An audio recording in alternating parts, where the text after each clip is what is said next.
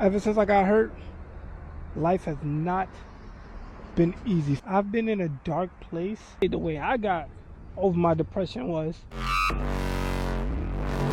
okay. What's wrong, YouTube gang? Today's a new day, and today we're gonna do a different type of video. Not too much laughing and joking today, because today I want to tell you guys about depression and how I deal with it. Hey, who mess is this? Ever since I got hurt, life has not been easy for me. Like, to be honest, as I'm rolling right now, heading to Bae's house, this corner right here on this corner, is where my best friend basically unalived himself. And that took a real toll on me, having him end his life like that because of depression. And being like this, I have to deal with a lot of depression. Like, I'm gonna be honest with you, I've been in a dark place for the first 7-8 years of my injury. Despite me laughing, joking, and having fun, I still was really upset. It was at the point that I would stay in my house and get out of the bed. Matter of fact, first, for a year or two, I didn't even want to get out the bed. The therapist was like, I have to be out the bed for at least 8 hours a day. I was out the bed for no more than an hour or two. Then I wanted to get back in the bed. That's how bad it was. But then after I got over that, I started to get out the bed and get into the wheelchair. But when I got into the wheelchair, I legitimately would just recline the wheelchair back and sleep all day. Because it got to the point where I felt like I didn't have nothing to live for. I couldn't do anything. I couldn't go anywhere because accessorize sucks, number one.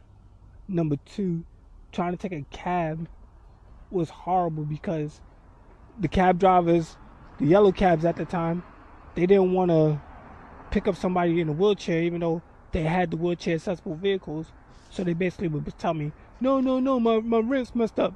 When I know for a fact that you can't be on the road if your car's not up to, specs. Then, on top of me not being able to go nowhere or do anything, it was like a mental burden on me. Nobody understood me. And I know they'd be like, oh, go to these support groups, talk to other people who's paralyzed like you. And for me, that doesn't work. Because honestly, it used to hurt me seeing other people that were paralyzed and they would have more than me. They'll be able to move their arm, they'll be able to move their feet, stuff like that. That hurts, and it had me sitting there saying, why not me? Why can't I move?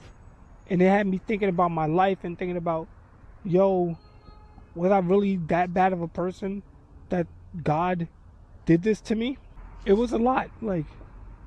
And even still, despite you see these videos of me laughing and joking and having fun, I still go through it. I still have bad anxiety attacks and bad dark moments, but I don't tell nobody. I don't go off complaining about it because I learned over the years, and I learned, whoa.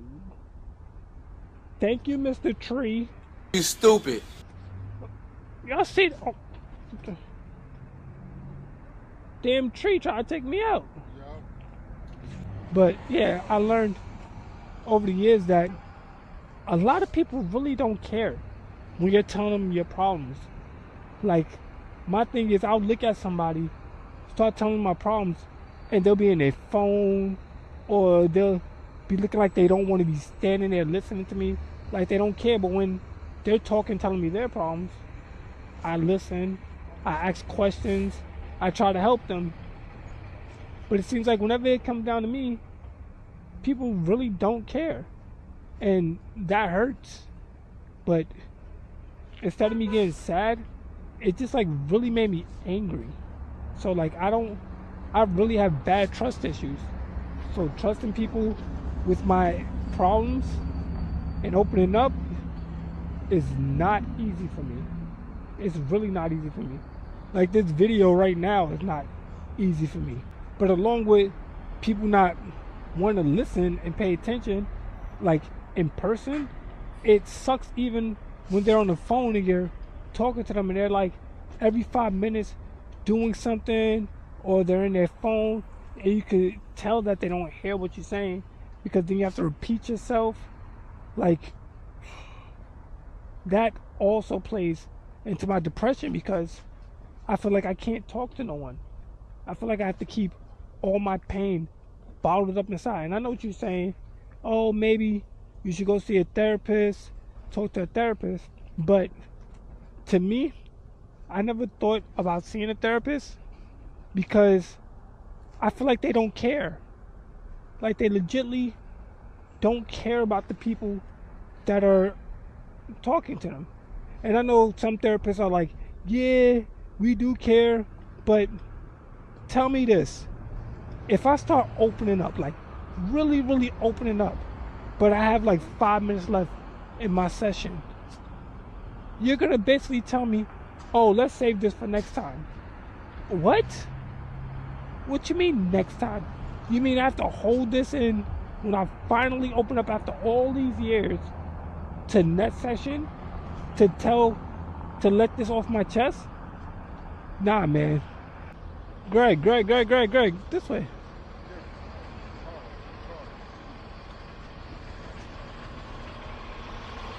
Yeah, gotta go around the front. Yeah, that hurts. Like I don't like people not paying me no mind when I finally open up. So it's hard being in this predicament because nobody really knows what I'm going through in my family or my friends. And on top of all those thoughts and all those things, if I have these crazy thoughts that run through my head randomly, like they drive me crazy to the point where I'm sitting here like thinking wild thoughts. Like I'm not gonna tell you some of the thoughts, but some of the thoughts that I be thinking be driving me crazy. And sometimes I need some people in my life to help me pull it back and say, yo, you're bugging, relax. But sometimes those people aren't even there and I have to pull myself back. So I'm gonna be honest with you, I didn't stop being depressed until about a year ago, like last year March. That's when I started, really waking up out of my depression. Because one day it's like the father told me, yo, why don't you do motivational videos? So I did motivational videos. And being busy and having a purpose to like do something and create something was like keep my mind off of wandering and keep my mind off of having these crazy ass thoughts. But once I stop doing all that stuff, those thoughts come right back. Like honestly, like 2 weeks ago I like took a break from like editing and stuff. I know it didn't seem like I took a break from y'all because I have so many videos filmed and edited to upload that when I take a break, it's not like a break for y'all. But I took a break for like a week and all those thoughts start rushing back into my head and I was like freaking out. I was thinking crazy stuff. It literally wasn't until I started re-editing and re-grinding again towards doing YouTube that those thoughts went away. So my major thing into how to stop like being so depressed and being so upset is basically to just keep busy. Like I literally have to keep busy all the damn time, because if I don't keep busy, all these thoughts come right back. And these thoughts, they think they slick. These thoughts, they don't come back all at once. It's like they trickle in little by little. Like, hey, you know the devil and the angel on your shoulder. It's like when I'm going through this moment, the devil done kick that angel's ass, and he's the only one on my shoulder, jumping from shoulder to shoulder, whispering stuff in my ear like, hey, maybe this is happening. Hey, maybe that's happening.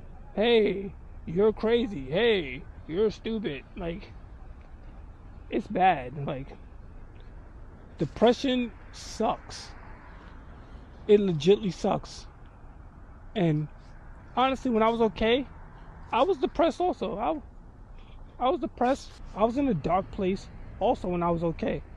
But when I was okay, the way I got over my depression was I would do music and put all my pain into my music. All my pain. Like everything. I would leave it in all my songs. And then another way that I got over my depression, over my pain, is I would have so much, sexual intercourse. What?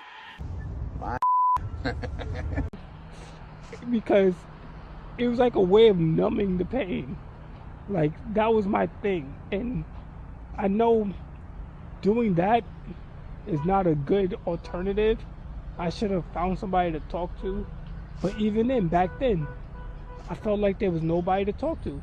So as of now, realizing that I have to stay busy to keep myself from being depressed, I'm going to grind so hard. I already go hard. Y'all see me. 2 videos a week.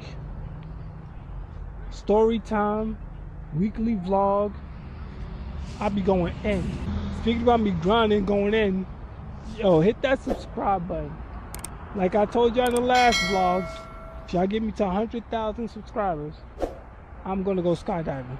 And I know y'all sitting here and y'all wondering like, yo, how can you go skydiving? I'm telling y'all, they got this thing where they take handicapped people up into a plane and they basically skydive with them. So, run it up, help me get to 100,000 subscribers, and I'm gonna go skydiving. We're gonna go do that. Don't get me wrong, I'm scared, like, oh my God, hell no, about skydiving, but I'm gonna do it. Greg, you going skydiving with me? Greg, you going skydiving? Greg say he's not going skydiving. He going skydiving.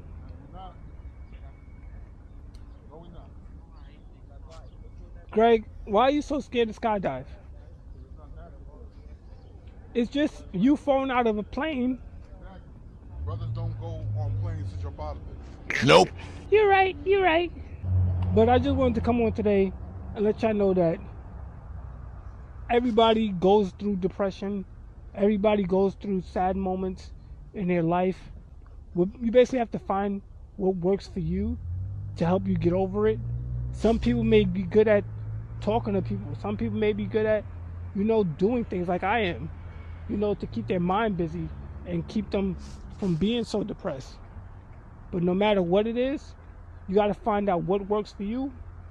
And once you find out what it is, don't stop it. Because as soon as you do, I'm telling you, that depression and that pain comes running back like a flood. But I'm going to catch you guys later. Heading to Bae's house. You already know. Later.